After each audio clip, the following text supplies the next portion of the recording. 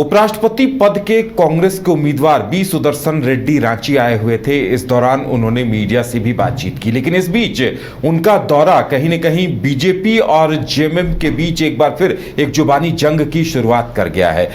JMM के और कांग्रेस के कई नेताओं ने यह कह दिया कि बीजेपी ने एक साजिश के तहत हेमंत सोरेन को, जो सीपी राधाकृष्णन है, जो उपराष्ट्रपति पद के प्रत्याशी हैं, बी सुदर्शन रेड्डी से जिनका मुकाबला है, उन्होंने जानबूझकर साजिश की थी, हेमंत सोरेन को गिरफ्तार करवाया था। तो इन तमाम चीजों पर एक विवाद शुरू हो गया है और अब इस पर बीजेपी ने कहा है कि हेमंत सोरेन की गिरफ्तारी अगर हुई थी तो न्यायालय के आदेश से हुई थी, ना कि किसी सरकार, किसी पार्टी या केंद्र के आदेश पर। और ज्यादा जानकारी के लिए हमारे साथ मदन है। मदन, देखिए, इस मामले पर एक जुबानी जंग की शुरुआत हो गई है, क्या कुछ सामने आ रहा है निकलकर? बिल्कुल, देखिए, आज इंडिया अलायंस के तरफ से जो उपराष्ट्रपति के उम्मीदवार हैं वो यहाँ पहुँचे और मुख्यमंत्री आवास में मुलाकात हुई। उनके साथ और भी कई सांसद थे। इंडिया फोल्डर के जो सांसद हैं वो लोग मौजूद रहे।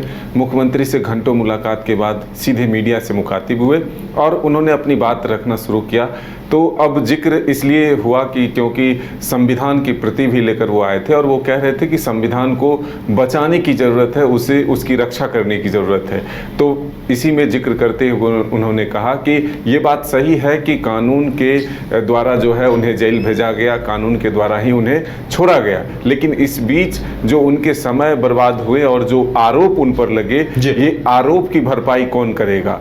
क्या इसके लिए जिम्मेदार है सरकारें या जो शक्तियां हैं जिनके इशारे पर ये चीज़ें हुई हैं? तो सीधे तौर पर अगर आप देखें तो अब जुबानी जंग इस पर शुरू हुई है, वार पलटवार का दौर शुरू हुआ है। जो पूर्व नेता प्रतिपक्ष हैं अमर बावरी, उन्होंने सीधे तौर पर कहा है कि किसी व्यक्ति के कहने पर नहीं बल्कि कानून के दायरे में रह कर के ये कार्रवाई हुई है। कोर्ट ने उनको जेल भेजा, कोर्ट ने उनको जमानत दी है। फिलहाल वो अभी बरी नहीं हुए हैं, जमानत पर बाहर में हैं।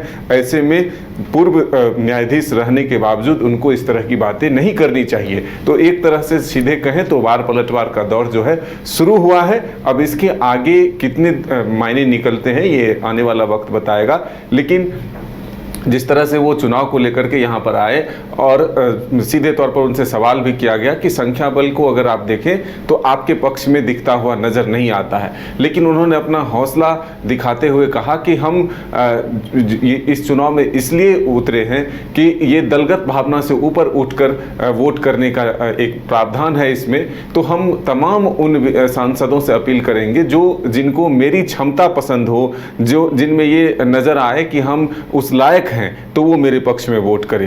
तो सीधे तौर पर मुख्यमंत्री हेमंत सोरेन ने भी ये कहा कि हम सबों का साथ इनका है और किस तरह से इस परिणाम को अपने पक्ष में करें, इसको लेकर के रणनीति आगे बनाई जाएगी। यानी कहीं न कहीं इस पे एक नोकझोंक, एक विवाद, आरोप प्रत्यारोप का दौर भी शुरू हो गया है। और मदन, इस पे कहा जा सकता है कि ये इतनी आसानी से थमने वाला नहीं है, ये दौर अभी लंबा चलेगा। बिल्कुल, देखिए, विवाद का दौर जो है जब तक चुनाव संपन्न नहीं होते और आगे जो है जिस तरह से वार पलटवार का दौर शुरू हुआ है, ये और बढ़ता हुआ ही नजर आएगा, थमता हुआ नजर नहीं आएगा। चलिए, तो इंतजार किया जाए कि राष्ट्रपति चुनाव तक, उपराष्ट्रपति चुनाव तक ये मुद्दा और कितना तूल पकड़ता है और इस पर क्या कुछ सामने आता है, ये देखने वाली बात होगी।